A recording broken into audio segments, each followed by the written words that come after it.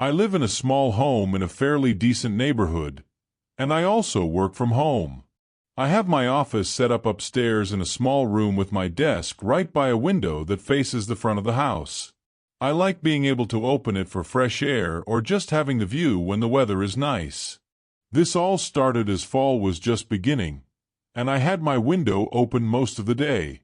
The cool, crisp air was refreshing, and the subtle scent of falling leaves was comforting.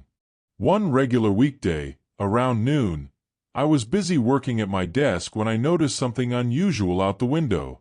A man was standing at the bottom of my driveway.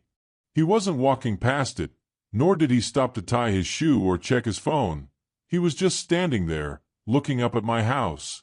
At first, I thought he might be waiting for someone, maybe an Uber or a friend, but as the seconds passed, his presence became increasingly unsettling.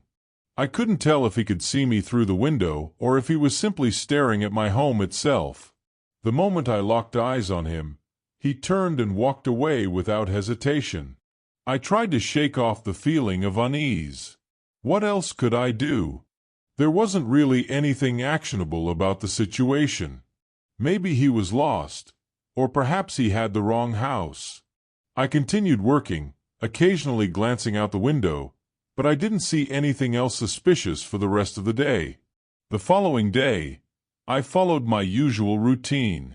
I got to work and was particularly busy, with several video calls scheduled with my coworkers.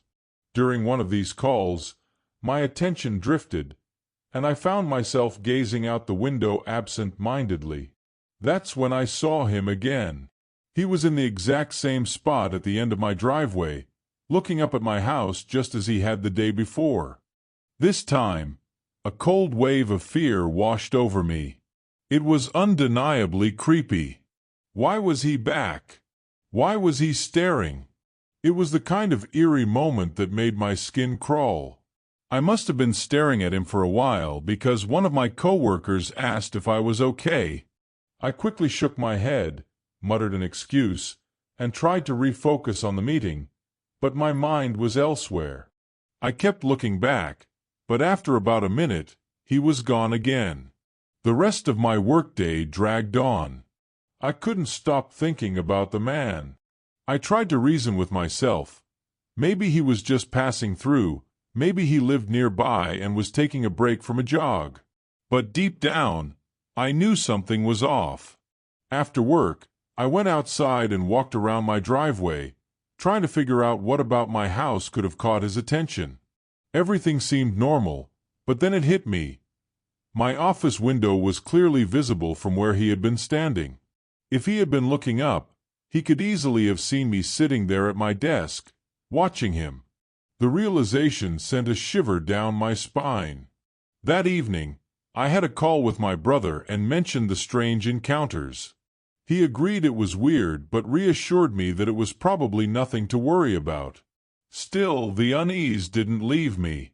Later that night, around 9 p.m., I was watching TV, trying to get my mind off everything. I had the volume turned down low, and in the silence, I heard something that made my heart skip a beat.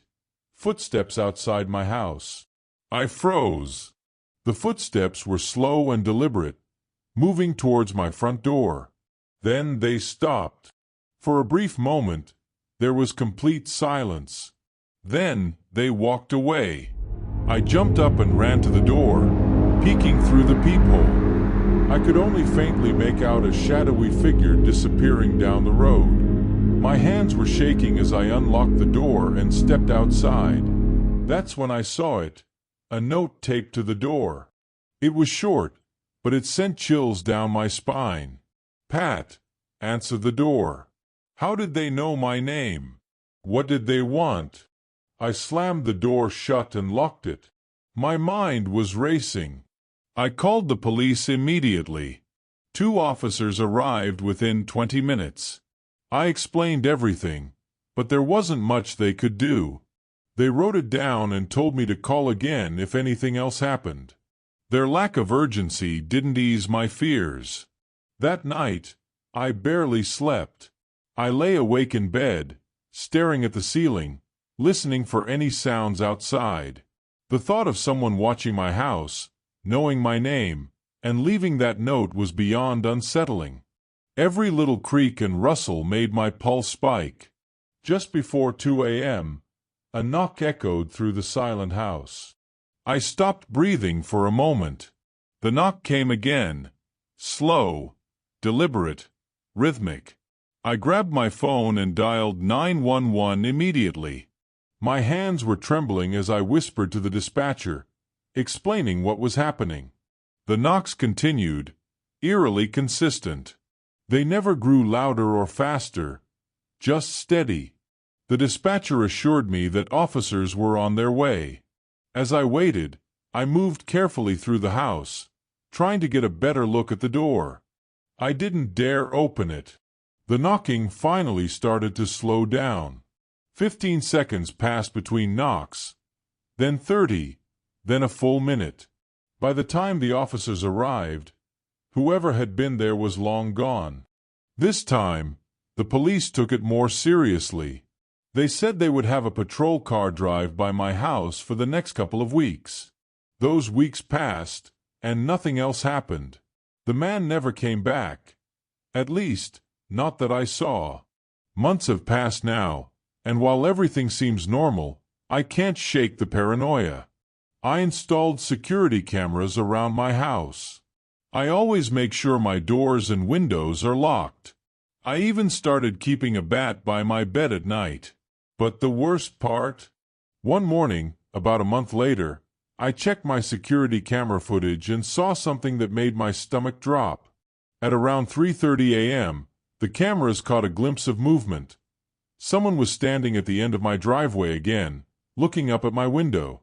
The footage showed him standing there for almost 15 minutes before walking away into the darkness. Then, just 2 nights ago, I woke up to a sound. A whisper.